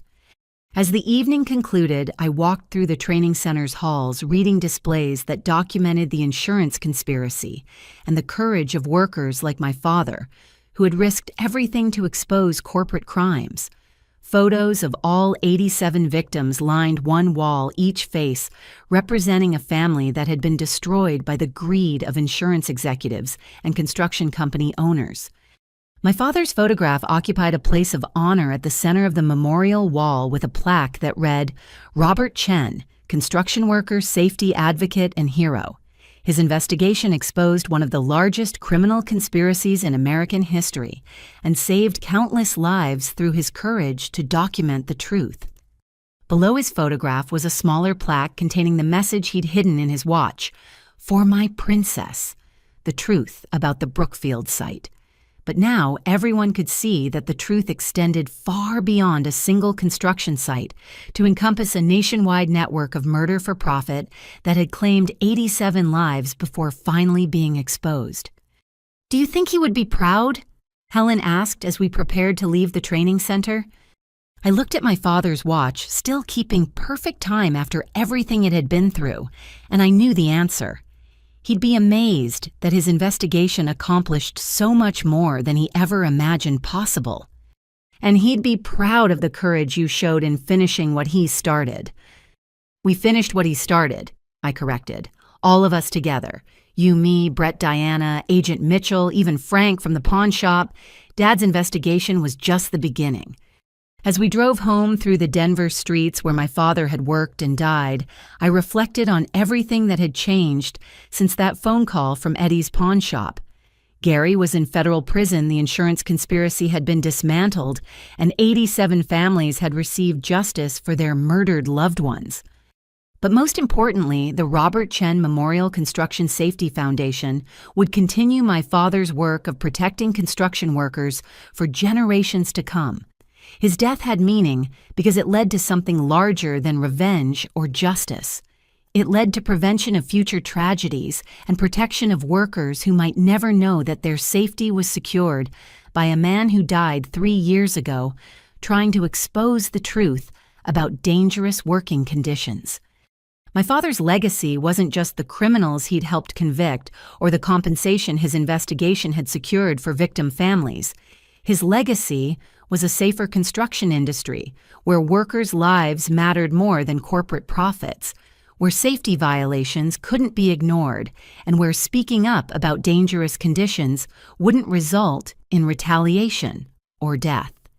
That night, I placed my father's watch in a display case at the training center, where it would remind future generations of construction workers that one person's courage to document the truth could change an entire industry and save countless lives. The truth about the Brookfield site had become the truth about protecting workers everywhere. 2 years after Gary's sentencing, I stood before a crowd of 500 construction workers, safety inspectors, and family members of workplace accident victims at the annual Robert Chen Memorial Safety Conference in Denver. The conference had grown from a small gathering honoring my father's memory into a national event that brought together everyone committed to preventing workplace deaths through safety advocacy and criminal justice reform. Today marks the 3rd anniversary of my father's death and the 2nd anniversary of exposing the insurance conspiracy that killed him. I began looking out at faces representing every aspect of the construction industry, but more importantly, today marks 2 years without a single suspicious workplace death in Colorado, Wyoming, or New Mexico. The crowd erupted in applause, recognizing that the absence of mysterious accidents represented lives saved and families protected from the kind of devastation that had consumed our family 3 years earlier. The Robert Chen Memorial Construction Safety Foundation had trained over 3,000 workers, investigated hundreds of safety complaints, and prevented countless accidents through proactive intervention and advocacy. Helen joined me at the podium carrying a folder containing updates on the Foundation's expanding programs and the ongoing legal proceedings against remaining conspiracy members. 2 years ago, I thought my husband died in a random accident, she said. Today, I know that Robert died as a hero, whose investigation saved hundreds of lives and transformed an entire industry. The Foundation has established training centers in 12 states. I continued, with plans to expand nationwide over the next 5 years. We've partnered with federal agencies to create anonymous reporting systems, legal protection for whistleblowers, and emergency assistance for families affected by workplace violence. But the conference wasn't just about celebrating successes. We also remembered the victims whose deaths had exposed the conspiracy and the families who were still healing from their losses. 86 other families had lost loved ones to the same criminal network that killed my father, and many of them had traveled to Denver to share their stories and support continued advocacy efforts. Sarah Martinez lost her husband Juan to a staged crane accident in New Mexico.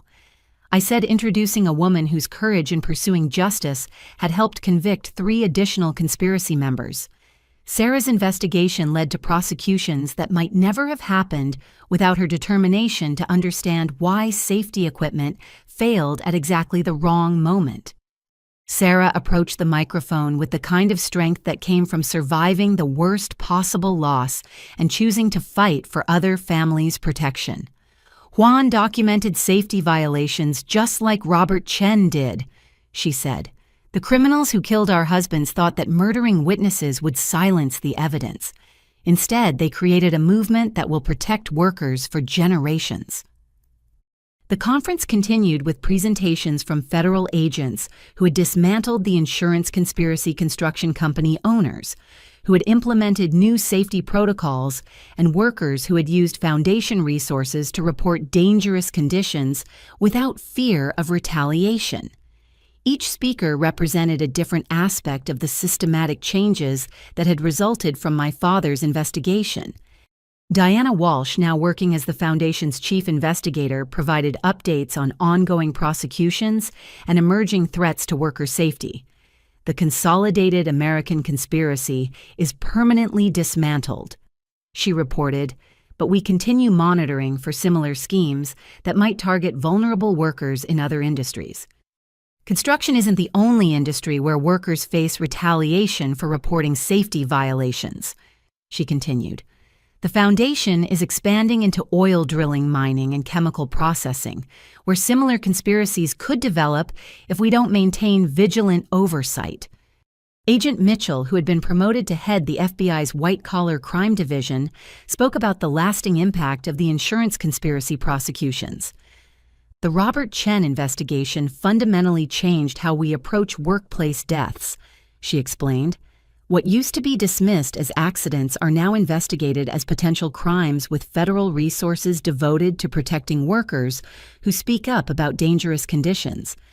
Your father's courage to document evidence despite personal risk created a model for worker advocacy that's being implemented nationwide, she told me. Federal agents are now embedded in high-risk industries, monitoring for patterns that might indicate criminal conspiracies targeting workers. The conference's final presentation came from someone I hadn't seen since he'd entered federal witness protection 2 years earlier. Brett, now living as David Morrison, appeared via secure video link to address the gathering and provide updates on his work as a safety consultant. Gary Patterson was my stepfather, and his crimes destroyed my family. Brett said, his image transmitted from an undisclosed location. But Robert Chen's investigation gave our family the opportunity to choose justice over loyalty to a killer. Today I work with construction companies across the Mountain West to identify and prevent safety violations that could be exploited by criminal conspiracies, he continued. Every day I see evidence that Robert's investigation is continuing to save lives through the systems and protocols that grew out of his courage. Brett's presentation included statistics showing dramatic improvements in construction safety across all states where foundation training programs had been implemented. Workplace fatalities had decreased by 37% in areas with active foundation presence, while reporting of safety violations had increased by over 200%. Workers are no longer afraid to speak up about dangerous conditions, Brett explained, because they know the foundation will protect them from retaliation and ensure their concerns are addressed by federal authorities. As the conference concluded, Helen and I announced the foundation's largest expansion, yet the Robert Chen Institute for Workplace Justice, a research facility that would study criminal conspiracies targeting workers and develop prevention strategies for industries beyond construction. The Institute will ensure that no industry can hide systematic murder behind claims of workplace accidents, Helen announced. Robert's investigation proved that individual courage can expose even the largest criminal conspiracies. But individual courage shouldn't be necessary to protect workers from being murdered for profits, I added. The Institute will create systems that protect whistleblowers and prevent conspiracies before they claim lives. That evening, Helen and I visited my father's grave for the first time since Gary's sentencing. The simple granite headstone now included an inscription that read, "Beloved husband and father. His investigation saved countless lives." "Do you think we've done enough to honor his memory?" Helen asked as we stood beside the grave. I thought about the training centers, the safety protocols, the prosecuted criminals, and the lives saved through programs built on my father's investigation. "We've made a good start," I replied, "but Dad's work isn't finished until no worker has to risk their life to report safety violations. How will we know when that day comes?" When construction workers go home safely to their families every night without having to wonder whether speaking up about dangerous conditions might cost them their jobs or their lives. Helen smiled. "Then we have a lot more work to do." As we prepared to leave the cemetery, I noticed a small American flag planted beside my father's headstone, apparently left by someone who understood that his investigation had served the country by exposing crimes that threatened the safety of working Americans everywhere.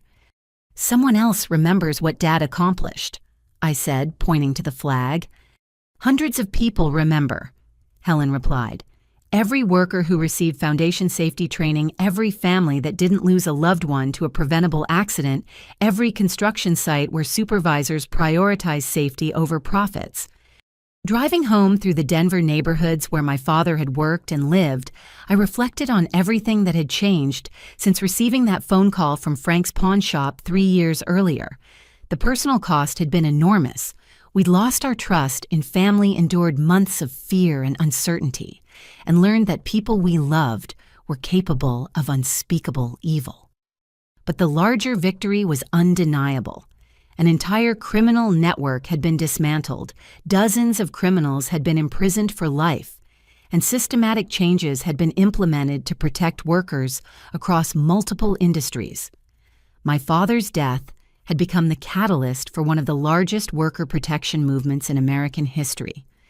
The watch that had started this journey now rested in a place of honor at the Foundation's first training center, where thousands of workers had seen it and learned about the courage required to document evidence that powerful criminals wanted to remain hidden. But my father's real legacy wasn't a timepiece or a foundation or even the criminals he'd helped convict. His legacy was the knowledge that ordinary people could triumph over extraordinary evil when they were willing to risk everything for justice. Construction workers no longer had to face dangerous conditions alone because they knew the Foundation would support their efforts to improve safety. Families no longer had to accept that workplace deaths were inevitable accidents because federal authorities now investigated suspicious patterns with the seriousness they deserved. Most importantly, no other family would have to endure what we had endured because my father's investigation had exposed the truth about how corporate greed could turn murder into a business model. The insurance conspiracy was permanently dismantled, its leaders were imprisoned for life, and its victims had received justice that honored their memory while protecting future generations of workers. As I parked in front of our house on Maple Street, where my father used to sit reading construction manuals on Sunday afternoons, I realized that his death had ultimately accomplished exactly what he would have wanted. It had made the world safer for working people and their families. The truth about the Brookfield site had become the truth about protecting workers everywhere, and that truth would continue saving lives long after everyone involved in the conspiracy had been forgotten. But before we end this story, I want to ask you something that my father would have asked. Have you ever witnessed unsafe working conditions that were ignored by supervisors who prioritized profits over people? Have you seen situations where workers were afraid to speak up about dangerous practices because they feared retaliation? These problems exist in every industry, not just construction, and they can only be solved when ordinary people have the courage to document evidence and demand accountability. My father's story proves that individual courage can expose even the largest criminal conspiracies and create lasting change that protects countless lives. But individual courage should never be the only protection workers have against being murdered for corporate profits. If this story moved you, please like this video to help others learn about the importance of workplace safety advocacy. Subscribe to this channel for more stories about ordinary people fighting extraordinary corruption. Share this video with anyone who works in construction, manufacturing, or other industries where safety violations could cost lives. And most importantly, comment below with your own experiences or thoughts about how we can continue protecting workers from the kind of criminal conspiracies that killed my father. Thank you for listening to my family's story and for caring enough about worker safety to support the ongoing fight for justice. Together, we can ensure that no other family loses a loved one to preventable workplace violence disguised as accidents. Remember, your voice matters, your safety matters, and your courage to speak up about dangerous conditions could save lives just like my father's investigation saved lives. Stay safe, stay vigilant, and never let anyone convince you that profits are more important than human life. This is Candy Chen, and this was the story of how my father's hidden message in a watch exposed one of the largest criminal conspiracies in American history and created a movement that continues protecting workers today.